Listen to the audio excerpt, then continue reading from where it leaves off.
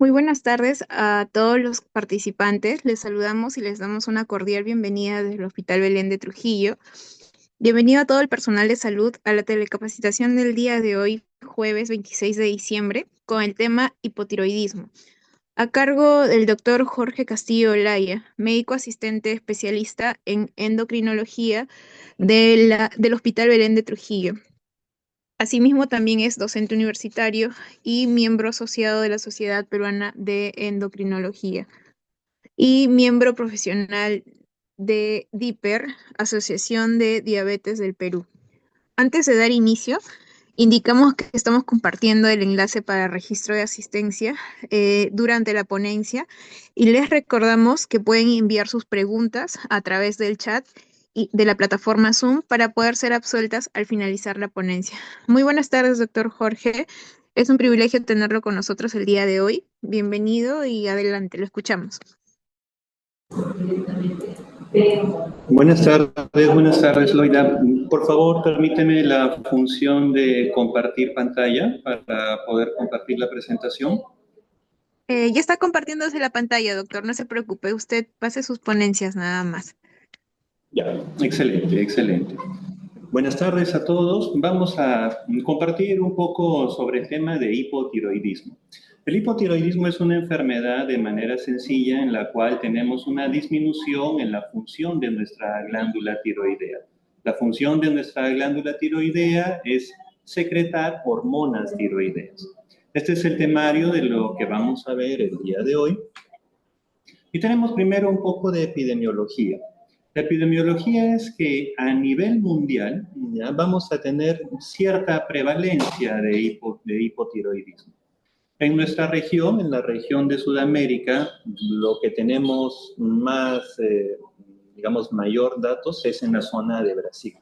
La zona hispanohablante no hay datos de gran confiabilidad como para poder dar una prevalencia. Sin embargo, podemos decir que aproximadamente, más o menos por cada hombre con problemas de hipotiroidismo, van a haber de 5 hasta 7 u otras bibliografías refieren 8 mujeres con este problema, especialmente cuando el hipotiroidismo es primario.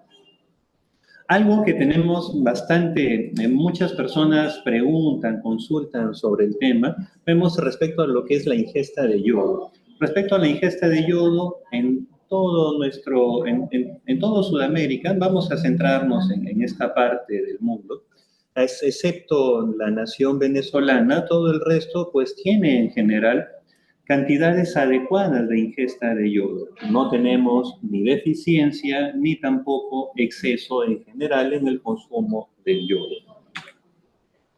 En nuestro Perú, pues lo vemos de manera un poco más específica. Vemos a través de la cantidad excretada de yodo en la orina. Y vemos que en las distintas regiones, costa, sierra de nuestro país, urbano, rural, en los cuales se han realizado este trabajo por el doctor Eduardo Pretel, uno de los maestros de la endocrinología peruana, pues tenemos que nos dan niveles de yodo bastante adecuados, incluso en la mujer gestante, tanto en los 3 trimestres de la gestación. Tenemos niveles adecuados de yodo en nuestra población.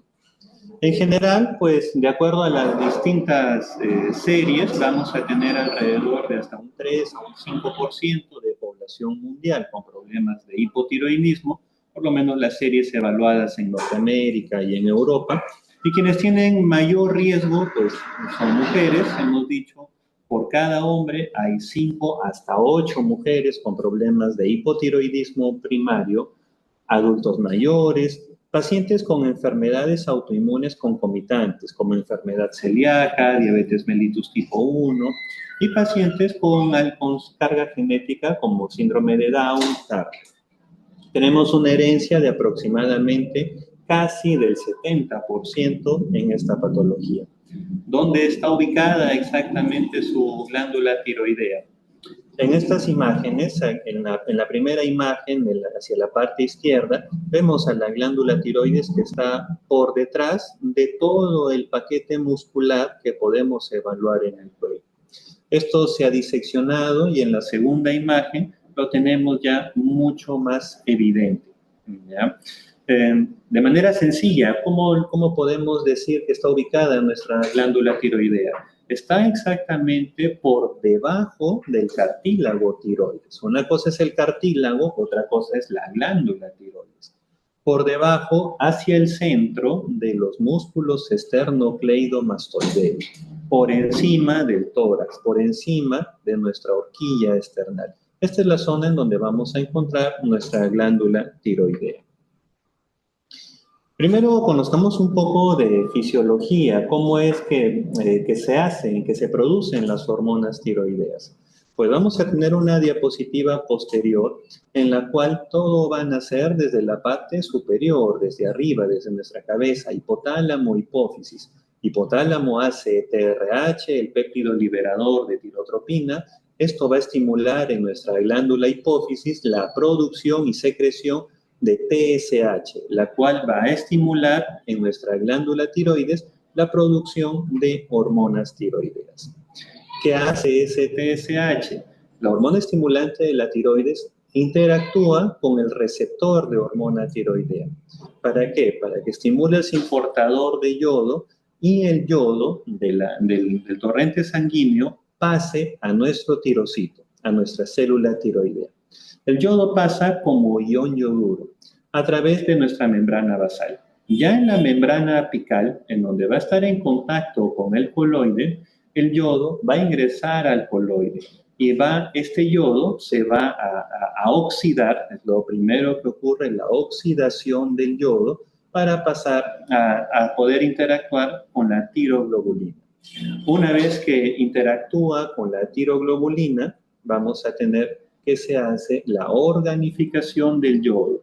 ¿Cómo? A través de moléculas de 1 y de 2 yodos.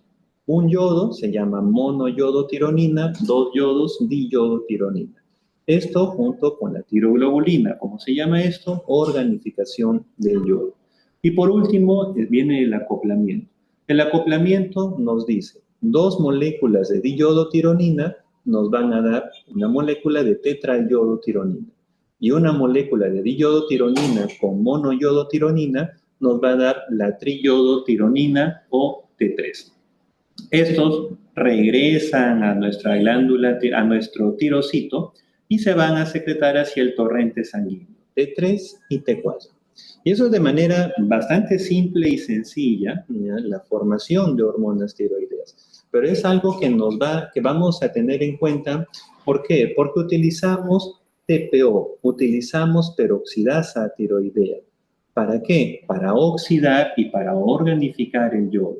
Tenemos en cuenta que necesitamos tiroglobulina, elementos los cuales la verdad van a ser bastante importantes, principalmente en lo que es la fisiopatología del hipotiroidismo primario de causa autoinmune. ¿Por qué? Porque la autoinmune me va a ir contra esto y contra esto. Anticuerpos contra la peroxidasa tiroidea y contra la tiroglobulina. Y de manera sencilla podemos clasificar también el hipotiroidismo. Pues esto es lo que ocurre en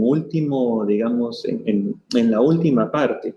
Pero también podría haber problemas a nivel de hipófisis, a nivel de hipotálamo, o podría haber problemas también a nivel de tejidos periféricos, los cuales van a usar, ya propiamente dicho, las hormonas tiroideas. El problema es primario, cuando el problema está en la glándula tiroidea. El problema es secundario cuando está a nivel de hipófisis, el problema es terciario cuando está a nivel de hipotálamo y el problema es periférico en la resistencia a la función o la acción de las hormonas tiroideas. Y con ello, pues podemos tener distintas causas. Cuando el hipotiroidismo es primario, principalmente va a ser de causa autoinmune, o más conocido como tiroiditis de Hashimoto. ¿Tenemos otro tipo de tiroiditis? Sí, así es. Tenemos tiroiditis subaguda o tiroiditis de Kervain. Tenemos tiroiditis de Riedel, que es una tiroiditis fibrosa. Tenemos problemas de cirugía, hipotiroidismo postquirúrgico, cuando se retira por alguna circunstancia X, habitualmente debería, idealmente solo ser así, por cáncer de tiroides, pacientes que han recibido radioterapia, pacientes que tienen dishormonogénesis, pacientes que tienen ubicaciones ectópicas de glándula tiroidea, nos van a dar un hipotiroidismo primario. A nivel central, pues tenemos principalmente tumores a nivel de sistema nervioso central, en parte de hipófisis e hipotálamo. Tenemos ciertas enfermedades, tales como enfermedades infiltrativas, histiocitosis, sarcoidosis, hemocromatosis. Tenemos hipofisitis. Tenemos fármacos también, los cuales van a afectar la síntesis, secreción y metabolismo de hormonas tiroideas, que lo vamos a ver en diapositivas posteriores. Y también tenemos de manera periférica, como se mencionó, la resistencia a las hormonas tiroideas. Y estos son, de manera sencilla, también las causas. Y tenemos también causas farmacológicas. Cuando tenemos el hipotiroidismo primario, pues primero tenemos a las tionamidas. Las tionamidas en nuestro Perú lo que tenemos es el metimazol o el tiamazol, es lo mismo, o carbimazol con distinto nombre, los cuales van a inhibir, ¿ya? Como su mismo nombre lo dice, la síntesis de las hormonas tiroideas. Tenemos compuestos de yodo, que si bien es cierto el yodo es necesario para la formación de hormonas tiroideas, pero tenemos un fenómeno que se llama el fenómeno de Wolff-Chaikoff. ¿Qué cosa quiere decir esto de manera sencilla? Pues tenemos mayor cantidad de yodo, sobresaturamos a la glándula y no dejamos que trabaje adecuadamente, que no ocurra la fisiología de las hormonas tiroideas. Estos compuestos, como la miodarona, como ciertos contrastes yodados, nos puede dar estos problemas. Cosas como las tetraciclinas, linociclinas, fármacos antituberculosos, principalmente la etionamida, la talidomida, nos van a brindar o nos van a producir hipotiroidismo primario. Tenemos agentes también inmunomoduladores, los cuales van a trabajar tanto a nivel primario como a nivel central. También nos pueden ocasionar en estos dos niveles hipotiroidismo. Hay otros fármacos que pueden alterar también ya el metabolismo de las hormonas tiroideas, la absorción. Por ejemplo, tenemos distintos productos lácteos, tenemos fármacos que se usan a nivel digestivo, inhibidores de bomba de protones, los cuales nos van a alterar la absorción de hormonas tiroideas.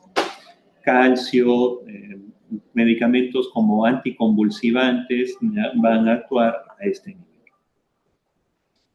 ¿A qué personas tenemos que buscarle hipotiroidismo?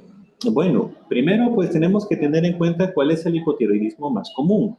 Lo más común es el hipotiroidismo primario a causa de una tiroiditis de Hashimoto, es decir, un problema autoinmune. Nuestro mismo cuerpo nos ataca. Entonces, en todos aquellos problemas autoinmunes debemos buscar hipotiroidismo primario.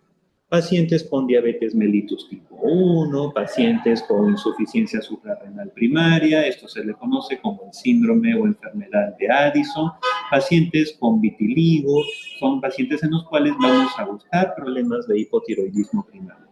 Pacientes que anteriormente hayan recibido terapia con yodo radiactivo, pacientes que hayan tenido radioterapia a nivel cervical, cirugía tiroidea o hipofisaria, son pacientes en los cuales vamos a buscar trastornos tiroideos.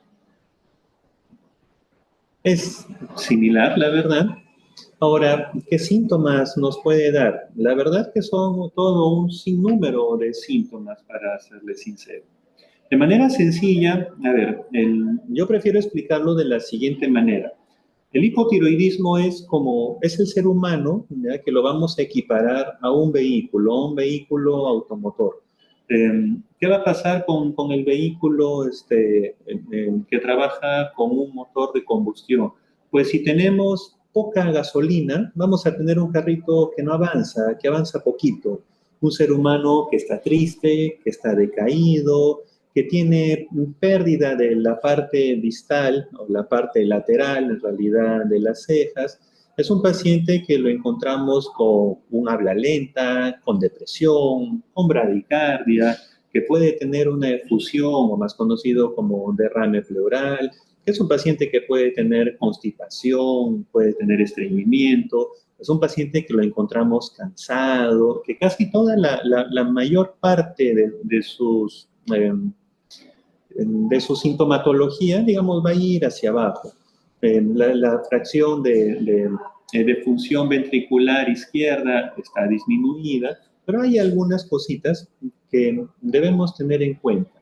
Ejemplo, presión arterial. ¿Qué podemos encontrar? En este caso, podemos encontrar hipertensión arterial. ¿Qué más podemos tener? Pues cuando realizamos los reflejos osteotendinosos, hay un enlentecimiento en la recuperación del reflejo de la persona. Uñas quebradizas, parestesias, disminución de la libido, son cosas que podemos encontrar en las personas con hipotiroidismo. Son síntomas y signos muy diversos, muy dispersos, la verdad. Hay algunos colegas, algunos estudiantes de medicina también, que imagino deben estar presentes en la ponencia. Y parte de la ponencia es mucho, la verdad, solemos trabajar con exámenes auxiliares, con análisis, con ecografía, que son las formas en general como vamos a llegar a un diagnóstico claro y preciso. Sin embargo, antes de poder realizar esto, debemos tener en cuenta que tenemos un paciente y al paciente lamentablemente no existe lo que se le dice, se le ha hecho todos los análisis. Lamentablemente esto es algo prácticamente imposible. Análisis laboratoriales, hay más de 50.000 análisis laboratoriales. ¿Alguien se le puede decir se le ha hecho todo? No. Se le ha hecho lo que algún médico o alguna persona X le ha solicitado. Pero para poder solicitar algún estudio, debemos saber, debemos tener noción por qué le vamos a solicitar a nuestro paciente algún estudio determinado. Y para ello debemos recordar algo que se llama semiología, el estudio de los signos y los síntomas de las personas. Y pues para eso creo que una imagen es bastante explicativa. Hace muchísimo tiempo, ¿ya? El pintor Lorenzo Lotto, en el año 1526, ¿ya? Al monje Luciani, o Luciani, ya es un monje o fue un monje dominico, llega a Italia y pues este pintor, el pintor Lotto, ¿ya? Se encarga de hacerle su retrato. Y pues la idea es empezar a buscar algunas cosas, ¿ya? Si bien es cierto, no es médico, no intenta ser médico, no intenta diagnosticar algo, pero intenta retratar en su pintura lo mejor posible la realidad. ¿Y qué vemos con este monje? Vemos que es un monje que está en realidad con bastante indumentaria, ¿no? Si vemos en su manga izquierda, vemos que no solamente tiene una sotana, tiene 2 o 3 abrigos, ¿no? Vemos que hay cierta alteración en la forma de los dedos de esta persona, vemos que hay cierto edema, por lo menos en lo que se puede visualizar, en la mano derecha no se puede, pero la muñeca izquierda podemos evidenciar con cierto incremento de volumen. No podemos evidenciar un bocio por toda la indumentaria que tiene esta persona, pero vemos cierto edema periorbitario, vemos una pérdida de las cejas hacia la parte lateral, por lo menos en el lado derecho. El lado izquierdo es un poco más difícil de visualizar. Podemos evidenciar las venas a nivel supraciliar, en zona de frente. Vemos una facies, un rostro relativamente abotagado, aparentemente una persona con un ligero exceso de peso, y son cosas que debemos ir buscando en nuestros pacientes. Esto se le conoce como etoscopía, como la evaluación de la persona con el solo hecho de mirarla, irle buscando distintas características que a simple vista o a vista de cualquier persona X podrían pasar desapercibidas. Esa es la idea, que nuestros médicos se vayan entrenando. Y con ello ya empezamos a ver qué cosas nos imaginamos, qué patologías podría tener esta persona. Y de acuerdo a ello es que vamos a solicitar distintos estudios en base a un pensamiento crítico que tengamos. Esa es la idea de trabajar primero con nuestros estudiantes y posteriormente irle ayudando, tal vez dándole la mano a algunos colegas que puedan tener ciertas dificultades. Aquí es algo bastante evidente, ya el cuello de esta persona pues, tiene un bocio muy llamativo, es un bocio de tercer grado, pues tenemos que pueden haber también distintas alteraciones, no solamente a nivel clínico, podemos ver a nivel laboratorial qué sucede con los lípidos en el hipotiroidismo, pues hay un incremento en el LDL. ¿Y por qué? Porque esto se da porque hay una disminución en la actividad de los receptores de LDL. Hay un aumento o hay cierto riesgo, de poder presentar aterosclerosis. ¿Y por qué? Pues porque hay una alteración en la pared vascular arterial. Tenemos distintas cosas a través de las cuales podemos, puede haber hiponatremia en estas personas, puede haber anemia, especialmente hipocrómica, que es una relación dual, tanto hierro como función tiroidea, ya, dependen en general una de la otra.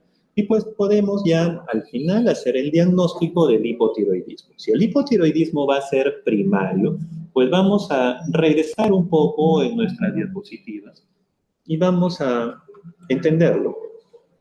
Si el problema está aquí, ¿ya? Y tenemos en nuestra hipófisis una hormona que se llama TSH, la cual debe estimular a la glándula tiroidea para que secrete T3 y T4, ¿qué pasaría si esta glándula no trabaja adecuadamente? Si esta glándula no trabaja, pues vamos a tener poco T3, poco T4.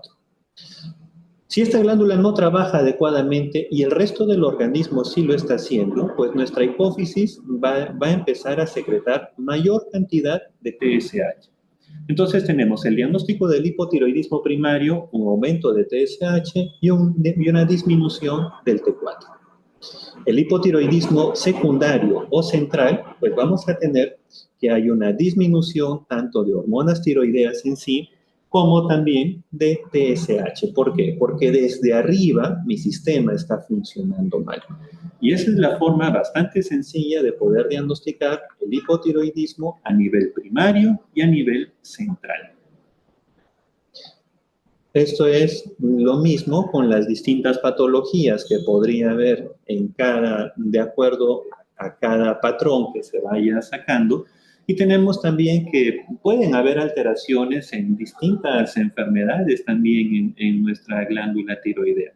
Debemos entender que los pacientes con enfermedad renal crónica pues pueden tener niveles ligeramente alterados, ligeramente superiores de TSH, sin que esto nos conlleve en realidad una alteración de la función tiroidea. ¿Por qué se suele dar esto? Pues porque puede haber alteraciones del ritmo circadiano en la enfermedad renal crónica. Tenemos que los pacientes pueden presentar un nivel bajo de T3, no por esta razón no siempre es muy adecuado dosar T3.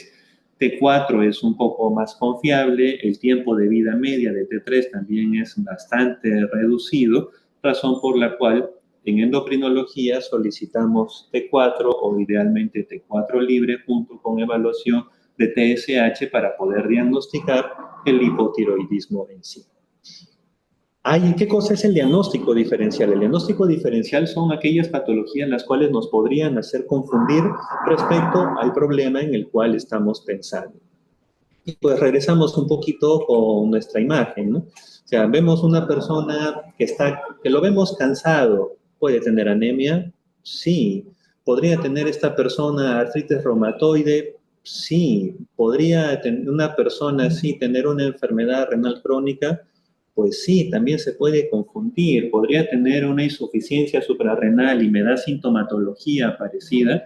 Pues la verdad que sí. Entonces todo eso se llama diagnóstico diferencial. El diagnóstico diferencial, pues vemos muchos órganos, ¿ya? Los cuales podrían tener algún problema X y lo cual nos va a hacer confundir con el hipotiroidismo. Estas son las cosas las cuales vamos a ir pensando o tenemos que tenerlo en cuenta ante nuestra sospecha diagnóstica en un paciente con probable o con posible hipotiroidismo. Es similar, ya explicado en castellano. Hay algo que también se llama hipotiroidismo subclínico, que creo que también está en unas diapositivas posteriores.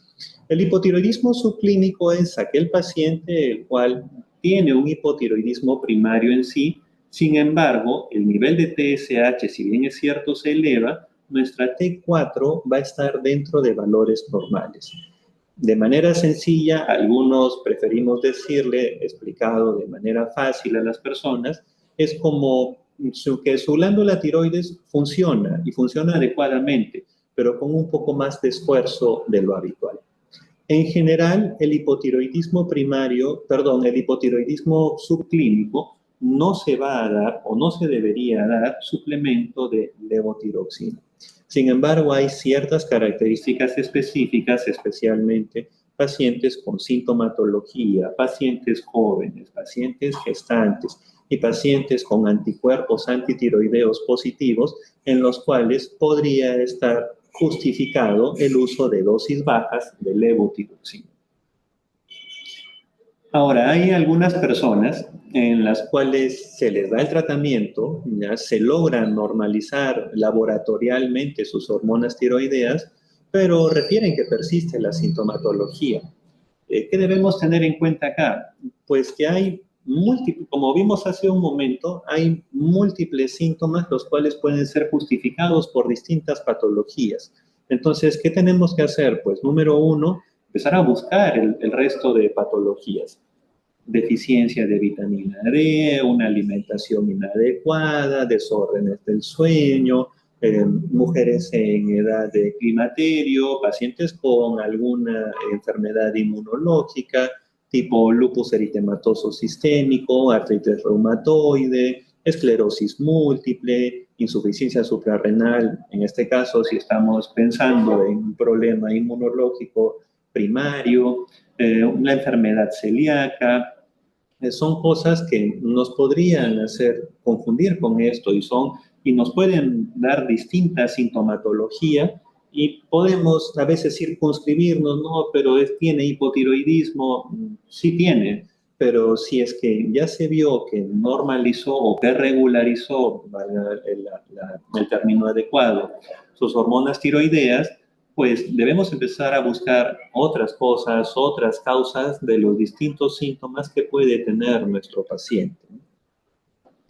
Esto es lo que se mencionó en cuanto a hipotiroidismo subclínico y debemos tener en cuenta que también el uso de levotiroxina no es para mantenerme despierto, no es para mejorar mi depresión, no es para bajar de peso, no la doy porque mi paciente tenga urticaria. No se debería dar en pacientes con bocio, que en esta última parte hay alguna bibliografía que refiere que podría utilizarse. Sin embargo, la Asociación Americana de Tiroides no lo aconseja en este tipo de pacientes. Se debería brindar levotiroxina en aquellas personas que efectivamente se realice el diagnóstico adecuado de hipotiroidismo, ya sea primario o central o de resistencia periférica.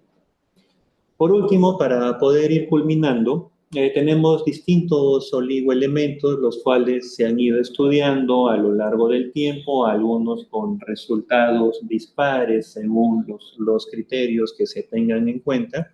Y pues lo que llegamos es básicamente a esto, que la autoinmunidad tiroidea pues tiene que ver no con qué tipo de dieta en general sigamos, no con que si como tal o cual cosa voy a mejorar o voy a empeorar. Debemos tener en cuenta el grupo grande. Y el grupo grande nos dice hace un año, ¿ya? Este trabajo nos refiere a aquellos pacientes que en general tienen un consumo alimentario de tipo mediterráneo, pues mejoran mucho la autoinmunidad tiroidea. Respecto a aquellos pacientes que tienen una alimentación de tipo norteamericana o de tipo occidental, en las cuales vamos a tener mayor cantidad, mayor producción de especies reactivas de oxígeno, vamos a tener mayor daño o mayor probabilidad de autoinmunidad tiroidea.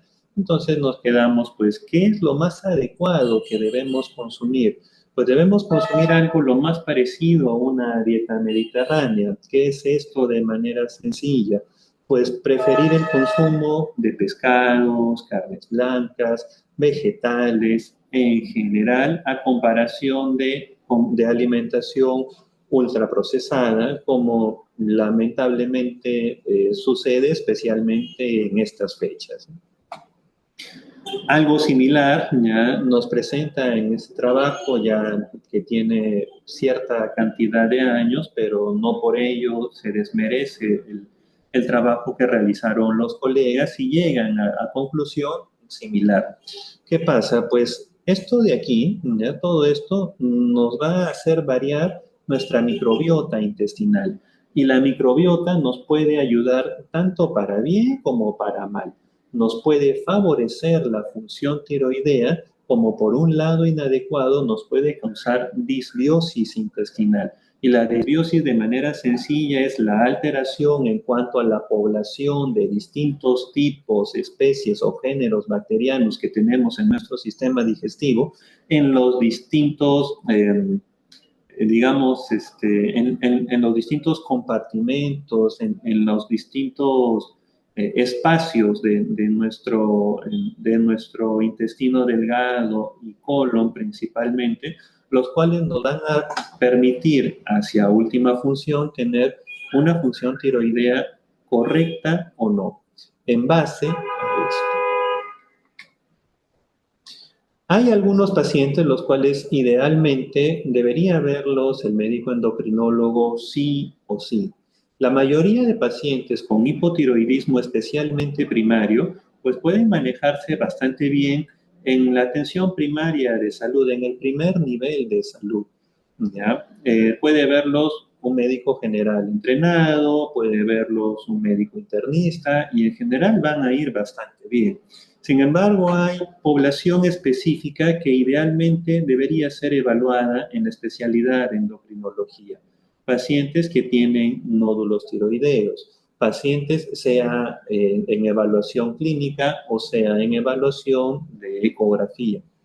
Pacientes los cuales tienen comorbilidades, son cardiópatas, tienen enfermedad renal, pacientes con alto riesgo cardiovascular, pacientes gestantes, pacientes que han tenido anteriormente cáncer de tiroides, pacientes que se sospecha de un hipotiroidismo central, porque va a haber que buscarles un poco más de patologías. Estos son los pacientes que idealmente deberían ser evaluados en la especialidad.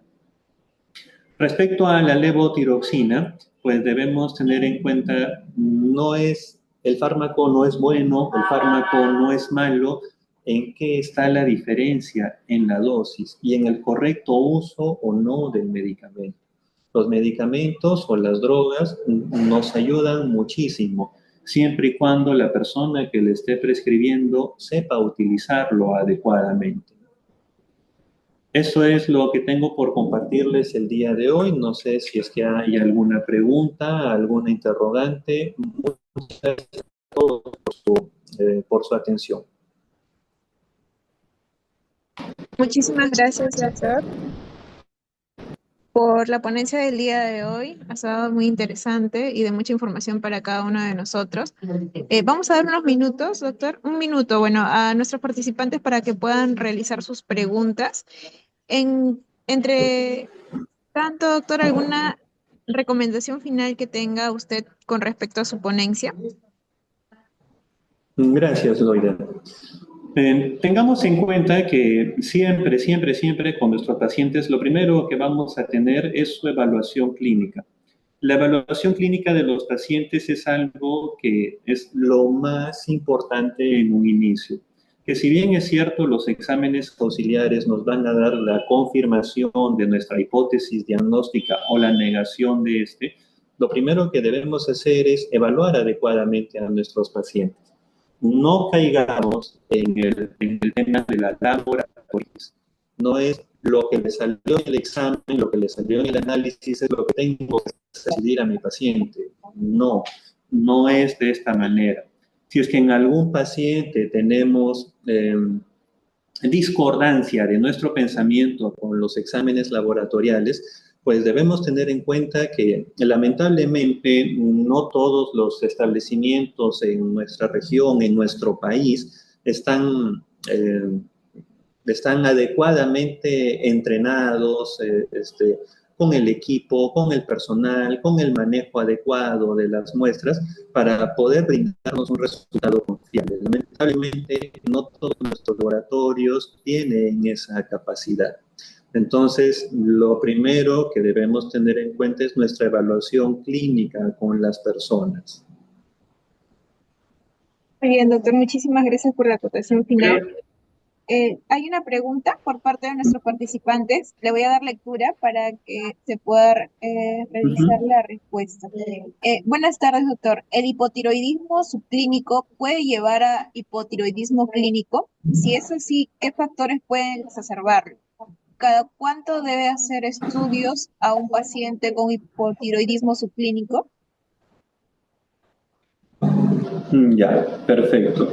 Creo que hay un poco más de preguntas. A ver, vamos a ir respondiendo lo que vaya encontrando en el chat. A ver, el hipotiroidismo subclínico habría que ver, como se dijo en la ponencia, pues es un paciente que es gestante, es un paciente que tiene alguna comorbilidad, es un paciente que tiene bocio, no tiene bocio, tiene nódulos o no, es un paciente que debemos evaluar cómo están sus anticuerpos antitiroideos, que la gran mayoría de ellos, excepto el último, son cosas que podemos evaluar desde la parte clínica, o sea, desde la parte que tenemos a nuestro paciente frente a frente. Para serle sincero, por ahí me pareció ver que estaba usando 100 microgramos de levotiroxina. Algo importante, no es 100 miligramos, ¿ya? Sí debemos tener en cuenta, nos dice MCG. Cuando vemos M, C y G, se refiere a microgramos. 1000 microgramos es 1 miligramo. Sí, en endocrinología es bastante importante las unidades que le asignamos al número que tenemos al costado. Para serle sincero, de forma, digamos, sencilla, si es que está utilizando 100 microgramos de levotiroxina desde hace 5 años, primero debemos evaluar si es que es una dosis correcta para la persona. Segundo, muy probablemente este paciente esta paciente ya no tiene un hipotiroidismo clínico, tiene un hipotiroidismo primario francamente manifiesto. Para tener todo este tiempo de enfermedad y utilizando esa cantidad de dosis, pues probablemente tiene ya su hipotiroidismo primario francamente manifiesto. Si tiene que ver algo respecto a los quistes renales, pues la verdad habría que determinar el tipo de quiste renal que tiene su paciente, o quistes, pueden ser varios. En general, no hay mayor relación de uno con otro. Sin embargo, pueden darse patologías específicas en las cuales con cierto tipo de quistes renales podrían estar asociados ciertos desórdenes a nivel endocrinológico.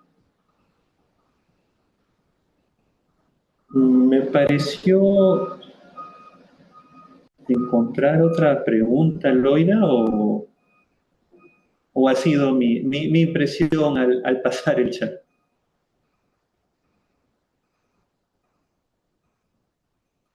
Ya, acá está otra pregunta. ¿Ya? ¿El hipotiroidismo subclínico me puede llevar a un hipotiroidismo clínicamente manifiesto? A ver, no es que necesariamente uno me lleve al otro, sino que podemos verlo de manera sencilla. Son como fases de una misma enfermedad. Si nos quedamos en la fase de hipotiroidismo subclínico, mejoramos en gran parte nuestros hábitos alimentarios, pues es muy probable que no desarrollemos más, siempre y cuando nuestro paciente no tenga bocio, no sea gestante, no tenga algún requerimiento adicional de hormona tiroidea sea un paciente que está en un área de consumo adecuado de yodo, sus anticuerpos antitiroideos sean negativos, pues muy probablemente mi paciente me va a mejorar. Pero si es que estos factores no van de esta forma, sí existe la probabilidad de que en un futuro de X cantidad de tiempo, no hay un tiempo específico en el cual pasan nuestros pacientes de hipotiroidismo subclínico a hipotiroidismo primario francamente manifiesto, podemos más o menos controlarlos cada 6 meses, cada año, con la función tiroidea. Va a depender mucho de lo que tengamos a la mano en ese momento. Para serle sincero, anticuerpos antitiroideos, pues por lo menos en el Estado, tanto ni en el Ministerio como en el Salud suelen haber. Por ahí de vez en cuando, a veces hay algunos lotes que principalmente a salud llegan a es más difícil que tengamos anticuerpos antitiroideos y se va trabajando de manera clínica con nuestro paciente junto con los resultados que van teniendo. Y como les vuelvo a repetir, siempre, primero es su clínica. Si ustedes ven que su paciente no coincide su sintomatología, no coincide lo que tiene o su presunción con un análisis, pues no tengan temor de volver a solicitarle, ¿no? Tal vez a veces la forma se les puede decir, bueno, se necesita estar un poco más seguro, así que prefiero no correrme riesgos con usted y poder reevaluar adecuadamente esto, ¿no? Hay maneras de poder conversar bonito con nuestros pacientes ellos y poder tener mayor grado de certeza respecto al problema que tengan. ¿Alguna otra pregunta? Sí, doctor, justamente acaban de escribir otra pregunta más. Dice, muy buenas tardes, cordial saludo. Bueno, no, ya creo que esa fue la última pregunta, doctor. Muchísimas Ya, gracias no, por... Ajá. sí, te la respondo rapidito, ¿ya? La persona pregunta si un paciente con hipotiroidismo primario a causa de una tiroiditis de Hashimoto al dejar el medicamento va a ocasionar otra enfermedad. La verdad, no ocasiona otra enfermedad. Lo que sí ocasiona es la descompensación del hipotiroidismo primario. Ahora, sí tengan en cuenta que la tiroiditis de Hashimoto es una enfermedad autoinmune, es decir, puede estar asociados, puede venir junto con otras enfermedades. Puede venir con enfermedad celíaca, puede venir con diabetes mellitus tipo 1, puede venir con lupus eritematoso sistémico, puede venir con esclerosis múltiple, puede venir con artritis reumatoide, puede venir con síndrome de Sjögren. O sea, cuando tenemos una enfermedad autoinmune, tengamos en cuenta pues que me puede venir con muchas otras cosas más, no necesariamente en el momento exacto en el cual estoy evaluando a mi paciente, sino que son cosas que mi paciente tiene mayor probabilidad de desarrollarlas a lo largo del tiempo.